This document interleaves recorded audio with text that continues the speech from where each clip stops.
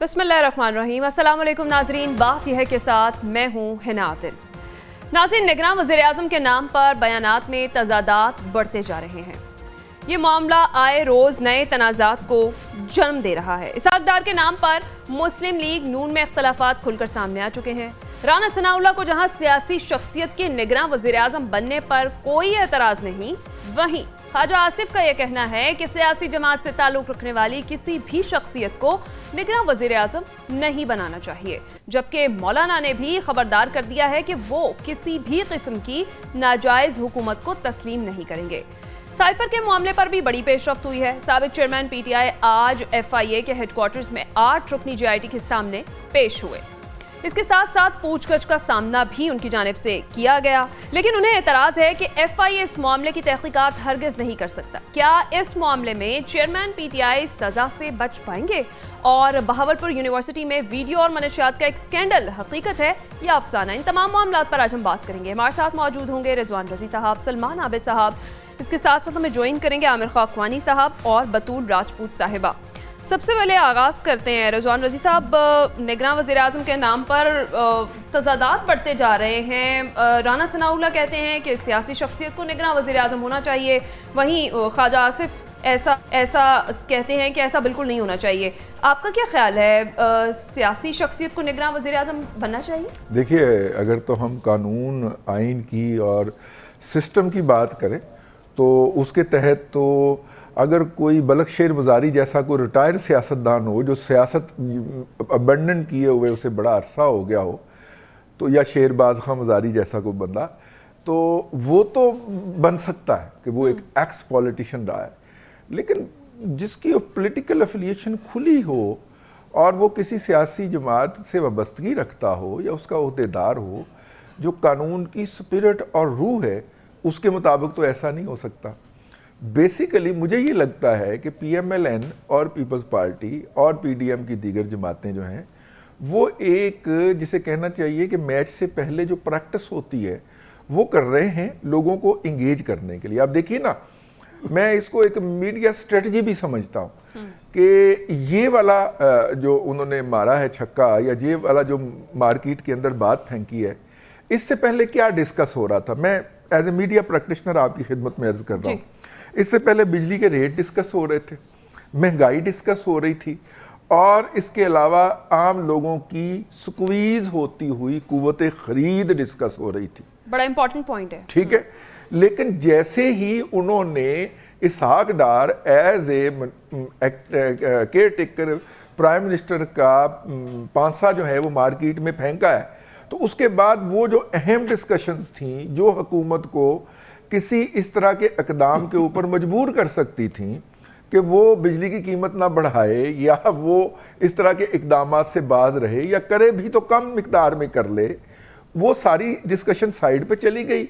और आज हमारे प्रोग्राम का भी आप देख लें, सोशल मीडिया को तो छोड़ें, वहाँ पे तो यही इस वक्त डिस्कस हो रहा है, लेकिन जो हम डिस्कस कर रहे हैं आज के प्रोग्राम में पहले टॉपिक के तौर पे वो भी वही आ गया।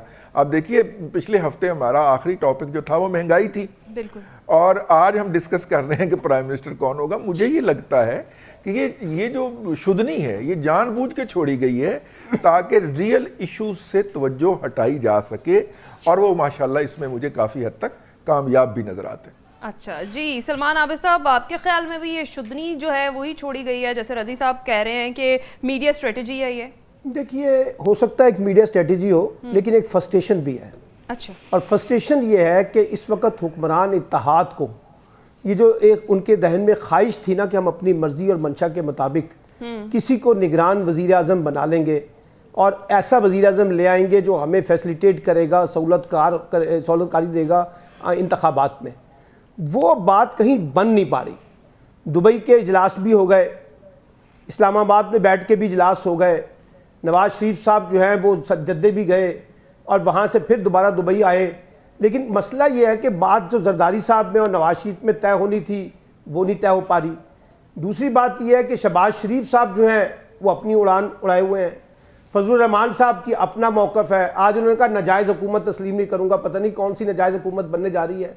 और भाई निगरान हुकूमत बनने जा रही है, और निगरान हुकूमत का जो अभी रिजवान रजी साहब ने कहा, जो कानून ये कहता है कि गैर जानिबदार अफराद होंगे उनका बराह रास्त किसी सियासी जमात के साथ ताल्लुक नहीं होगा, बिलवास्ता भी नहीं होगा। तो ये कहना कि कोई सियासी बंदा प्राइम मिनिस्टर बने, निगरान प्राइम मिनिस्टर बने, तो ये तो आप उस असूल की भी नफी कर रहे हैं ना।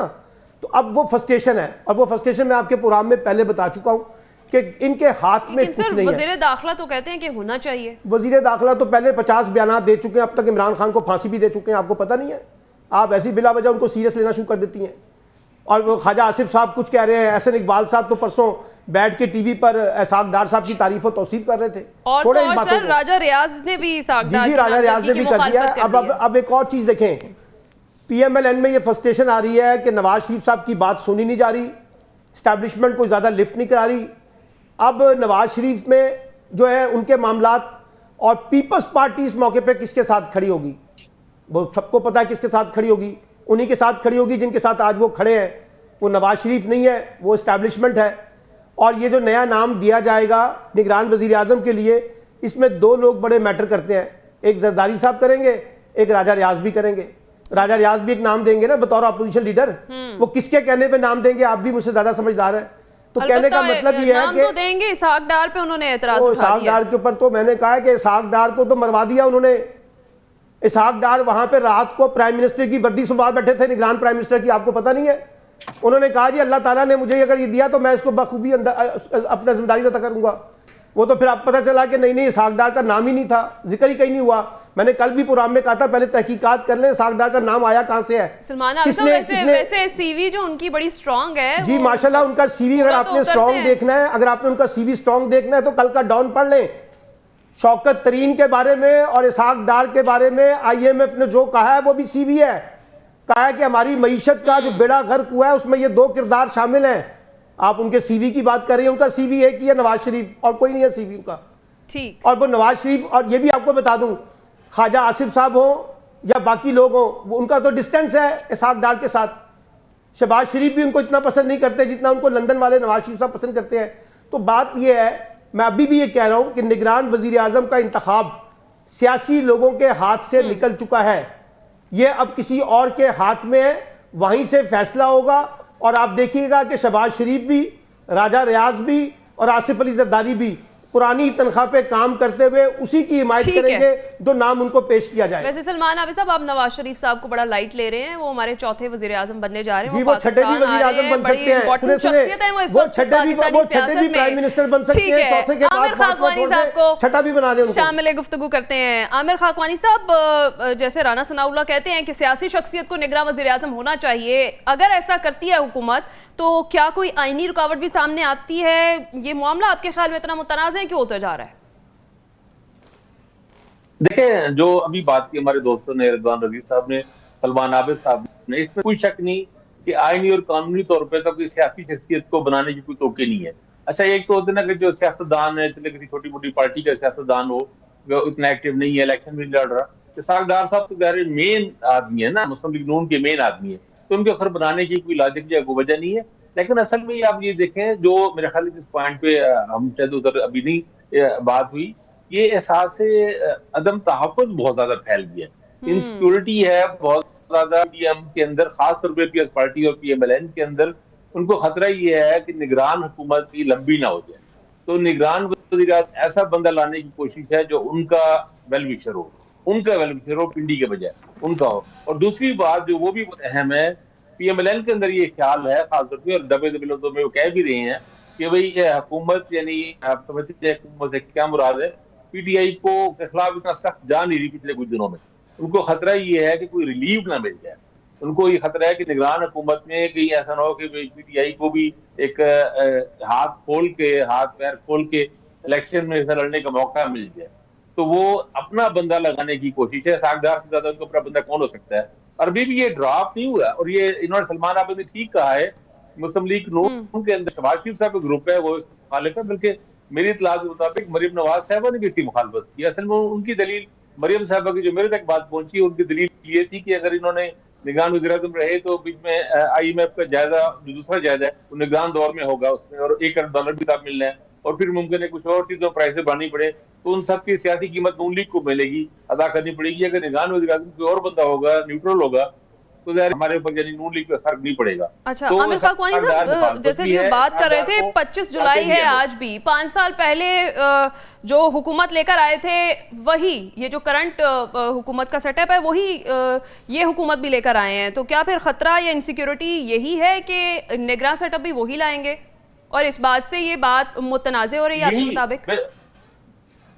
देखिए, निगरान सेटअप तो यकीनी तौर पर उनकी मर्जी का होगा, ऐसा नहीं है कि उनकी मर्जी का ना हो, तो एक सवाल ही पैदा नहीं होता।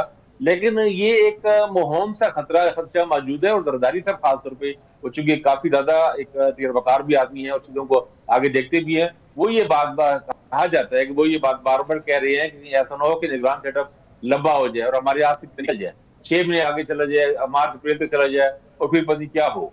तो वो ये कि पता नहीं क्या होगा, ये है कि भाई इसको एग्जीक्यूट ताकि पूरी चीजें हो सके, क्योंकि ज़ाहिर प्लान यही है ना कि तहरीक इंसाफ को बिल्कुल ही खत्म कर दिया जाए, क्रैश कर दिया जाए, इसमें जो भी हो ही ना कि इलेक्शन लड़ सके और हम इजी इलेक्शन जीत ले। तो उसको, इस प्लान को एग्जीक्यूट करने में एक आखिरी रुकावट निगरान हुकूमत की है।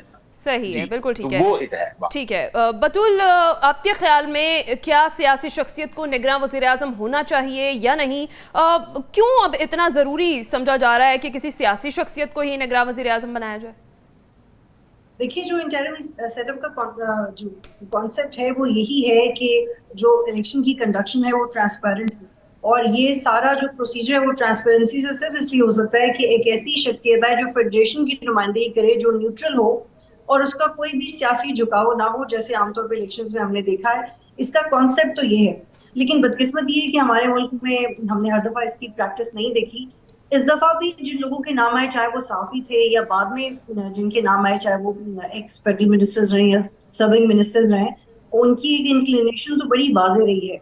लेकिन रिसेंटली जो सागदार साहब ने अपने इंटरव्यू में भी कहा कि अगर इलेक्शन एक्ट 2017 के सेक्शन 20 में अमेंडमेंट्स आए तो उसका मकसद ये होगा कि जो इकोनॉमिक प्लान इस वक्त पाकिस्तान में अमल दरामद है उसी के वो रिवाइव होता रहे, उसमें कंटिन्यूटी रहे, और जो अब मुआशी टीम इस वक्त पाकिस्तान में बनी है वही आगे काम करती रहे। ये रीजन एक हद तक समझ भी आती है, लेकिन ये बिल्कुल भी कन्विंसिंग नहीं है कि अगर इसहाक डार साहब वज़ीर आज़म बन जाए या कोई सियासी शख्सियत वज़ीर आज़म बन जाए जिसका वाज़ेह सियासी झुकाव एक मखसूस जमात की तरफ हो, ये कैसे मुमकिन है कि वो नहीं चाहेंगे कि उनकी जमात जीते? वो कैसे मुमकिन है कि वो चाहेंगे कि पाकिस्तान तहरीक इंसाफ या पीपल्स पार्टी या किसी भी दूसरी जमात को लेवल प्लेइंग फील्ड मिले?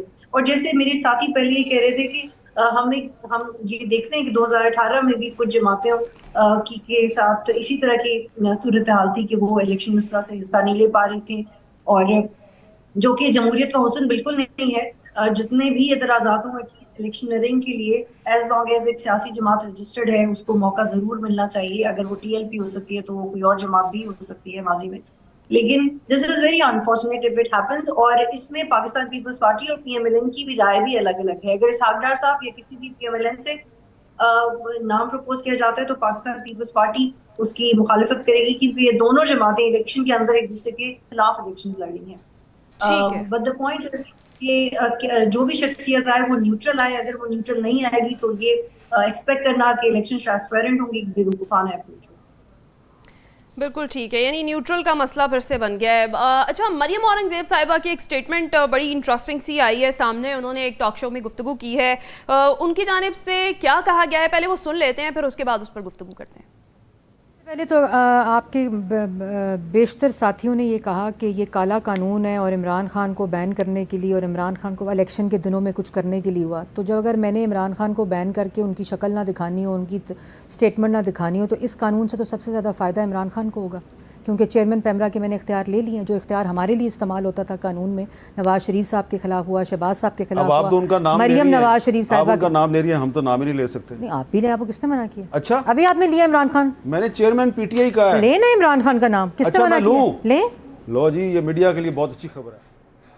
आप भी ले इमरान खान का नाम, कोई पाबंदी नहीं है। रिजवान रजी साहब, मरियम औरंगज़ेब साहिबा ने ये कहा है, लेकिन हमें तो मेरे ख्याल है अब तो कोई ऐसी इंस्ट्रक्शंस मौसूल नहीं हुई हैं कि चेयरमैन PTI का नाम लेने पर कोई पाबंदी नहीं है। अब बुनियादी तौर पे एक TV चैनल के मालिक जो कि नीम खानदा हैं और ज़्यादातर मालिकान नीम खानदा ही हैं, उनको जब तलब किया गया और ISPR के अंदर, और वो गए भागे भागे, हालांकि उन्होंने बेसिकली चैनल ही इस काम के लिए लॉन्च किए होते हैं कि इस तरह की आला सतही मीटिंगों के अंदर वो खुद जाना चाहते हैं।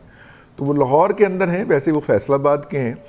तो वो जब वहाँ पे गए तो उन्होंने जब वो बाहर निकले उस मीटिंग से जो कि ISPR में हुई, तो उन्होंने बाहर निकल के अपने सबऑर्डिनेट को, जो कि ज़ाहिर है डायरेक्टर न्यूज़ होंगे, या अपने एम्प्लॉई को ये बात फरमाई कि मुझे तो लगता है कि मुझे तो लगता है कि इमरान खान के नाम लेने पे आप पाबंदी होगी।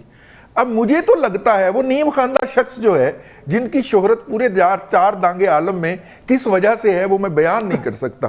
ठीक है, यानी आप कहते हैं कि कोई पाबंदी नहीं है वैसे। उससे फिर ऐसा चर्न किया है हमारी PTI ने, और उसको PTI के तजिया निगार लेके दौड़े हैं कि इमरान अहमद खान नियाजी साहब के नाम के ऊपर पाबंदी है। आप देखें खाकसार ने किसी एक दिन इस पाबंदी की ऑब्जर्वेशन की हो, मैंने तो कभी ऑब्जर्व नहीं की ये पाबंदी।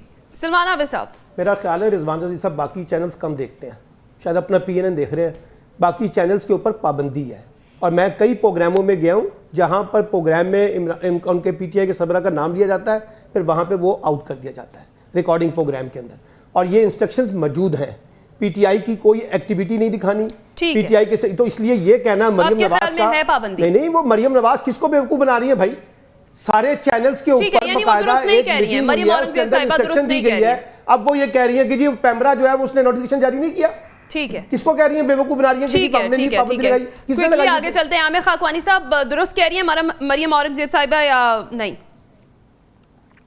नहीं, बात ये है जो रिजवान साहब ने बात की, तो मैं तो इस पे मुस्कुरा ही सकता हूँ। हर चैनल पे पाबंदी है, कई प्रोग्राम में मैं भी शामिल हूँ, और वो प्रोड्यूसर बेचारे रिक्वेस्ट करते हैं कि आप नाम ना लें, और ये कासिम कपूर, ये सारे आपके ख्याल में है पाबंदी? ठीक है बतूल, आपके ख्याल में मरियम औरंगजेब साहिबा दुरुस्त कह रही है? जी बतूल। जी, मैं अपने एक्सपीरियंस की बुनियाद पे इसको इस तरह से इसकी तशरीह करूंगी कि जो पाबंदी है या नहीं है, ये एक्चुअली क्या है। क्विकली बताइएगा प्लीज। जी, मुझे लगता है कि हमारे यहाँ कुछ प्रेशर्स होते तो हैं, लेकिन जो हमारे मैनेजमेंट्स हैं, आई एम सॉरी, वो उस प्रेशर को अपने तय ट्रांसलेट भी कर लेते हैं कि इसको कुछ यहाँ फिट कर लेते हैं, इसको अपने मुताबिक ऐसे कर लेते हैं। तो मुझे लगता है कि शायद इस तरह की कोई इंस्ट्रक्शंस ना हो, लेकिन हम लोग खुद थोड़ा दबाव में आके भी कुछ चीजें करते हैं। This is what I think. ठीक है, अलबत्ता एक फिक्रा मुझसे ले लीजिएगा भाई, जिसका ख्याल है पाबंदी है वो नाम ना ले, और जिसका ख्याल है पाबंदी नहीं है वो नाम ले ले। अलबत्ता हमें इस तरह के कोई इंस्ट्रक्शंस अभी तक नहीं आई हैं जो मरियम औरंगजेब साहिबा ने कल लाइव टॉक शो में बात की है। यहाँ वक्त तो एक ब्रेक के बाद जब वापस आएंगे बात करेंगे साइफर केस की तहकीकात में पेशरफ्त हुई है, चेयरमैन PTI से पूछगछ भी की गई है, कुछ उनके एतराज़ात भी सामने आए, इस पर बात करेंगे इस ब्रेक के बाद।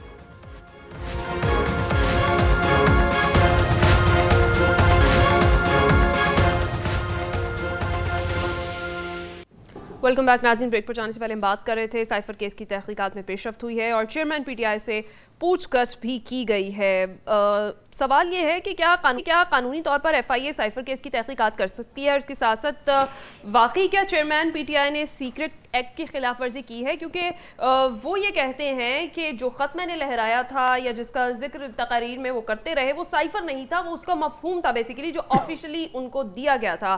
तो क्या चेयरमैन PTI और साबिक वज़ीर आज़म ने ऑफिशियल सीक्रेट एक्ट की खिलाफ वर्जी की है? रज़ी साहब, देखिए उसमें हमें वो जो बयान है उनका आज़म खान साहब का, उसको भी फैक्टर इन करना होगा और उसको भी देखना पड़ेगा हमें, क्योंकि वो वाज़े तौर पे कह चुके हैं कि जो साइफर की कॉपी उनके पास आई थी, अब ये पता नहीं कि वो 5 जो कापियाँ होती हैं वो ओरिजिनल कॉपी थी या वो कॉपी की कॉपी थी, वो उन्होंने इमरान खान साहब को दी और इमरान खान साहब ने कहा कि जी वो उसको ले गए बनी गाला और वहाँ पे वो गुम हो गई।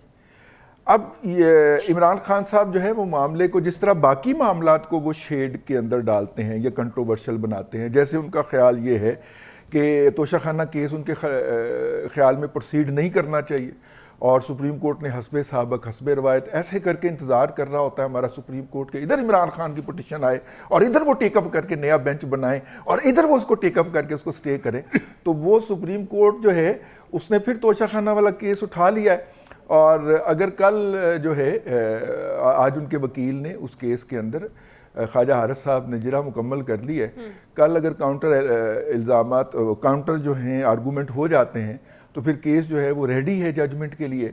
तो अब उसको रोकना है तो उसके लिए वो सुप्रीम कोर्ट चले गए हैं। बहुत बड़ी खबर होगी अगर सुप्रीम कोर्ट जो है वो कल इसको स्टे जारी करता है। अदरवाइज वहाँ के जो अभी मैं देख रहा था वहाँ के जो कॉम्पिटेंट तो जर्नलिस्ट हैं वो यही कह रहे हैं, कोर्ट रिपोर्टर के, जनाब कल जो है वो उस केस का आखिरी दिन होना है। अब इमरान खान साहब अदालतों को अवॉइड करते हैं, किसी भी तरह से वो किसी केस को प्रोसीड नहीं होने देते, वो अदालत पे हमलावर हो जाते हैं। वो अपने कारकुनों को काले कोट पहना के लाए हुए थे, कल अदालत में उन्होंने गालियां बकी हैं जज को, जज के ऊपर हमलावर हुए। आज वहां की डिस्ट्रिक्ट जुडिशरी को बकायदा पुलिस तलब करना पड़ी है जो सारा दिन वहां पे मुतय्यन रही है। तो उनके ख्याल में कोई ऐसा केस नहीं चलता जो उनके खिलाफ जा रहा हो। अब देखिए ना, इमरान खान ने ये सवाल बनाया, हर एंकर ने आज यही सवाल करना है कि क्या जी FIA कर सकती है? तो भाईजान आप बताइए कौन इन्वेस्टिगेट करे साइफर को?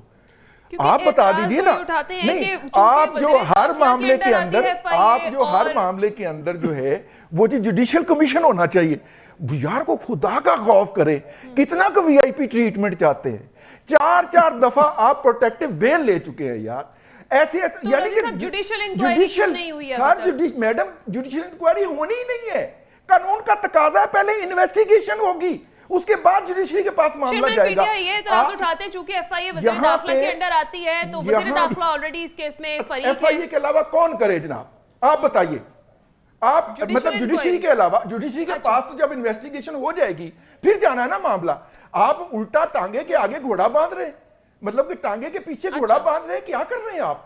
इन्वेस्टिगेशन तो होने दे पाकिस्तान के अंदर नहीं, दुनिया की हिस्ट्री के अंदर। एक फिक्रा, दुनिया की हिस्ट्री के अंदर पहला ज्यूरिस्प्रूडेंस हुआ है जिसमें इन्वेस्टिगेशन रोकी गई है। दुनिया की कोई अदालत इन्वेस्टिगेशन नहीं रोकती, वो कहती है इन्वेस्टिगेशन कर लीजिए, इसके जो नताइज होंगे वो हमारे पास ले आइएगा। ये दुनिया की तारीख के अंदर हमारा यहां नया ज्यूरिस्प्रूडेंस लिखा जा रहा है। लेकिन बहरहाल क्योंकि इमरान खान साहब ने कह दिया है कि FIA नहीं कर सकती, लिहाजा लाजम है हर 7, 8 और 10 बजे वाले टीवी के एंकर के ऊपर कि वो इसको इशू बनाए, इस टॉपिक को डिस्कस करवाए। अच्छा जी, सलमान आबिद साहब क्या एग्री करते हैं आप? देखिए, रिजवान रजी साहब को लगता है कि इमरान खान बांग्लादेश की अदालतों में पेश हो रहे हैं, पाकिस्तान की अदालतों में तो नहीं पेश होते। वो रोजाना की बुनियाद के ऊपर कभी इस्लामाबाद में, कभी लाहौर में, मुख्तलिफ अदालतों में जा रहे हैं, एंटी करप्शन यूनिट में जा रहे हैं, इंसदाद दहशत गर्दी की अदालत में जा रहे हैं। आज भी 2 घंटे FIA के सामने बैठे हैं। मेरा ख्याल ये बांग्लादेश में पेश हो रहे हैं, पाकिस्तान की अदालतों में तो वो पेश नहीं होते। पहली बात तो ये। दूसरी बात यह है कि ये कोई नई रवायत नहीं है, रिजवान रजी साहब को पता होना चाहिए जुडिशल इंक्वायरी की। ये माशाल्लाह जो इनके हमारे जो महबूब लीडर हैं नवाज शरीफ साहब, वो भी माशाल्लाह जुडिशल इंक्वायरी के पीछे भागा भागा फिरा करते थे।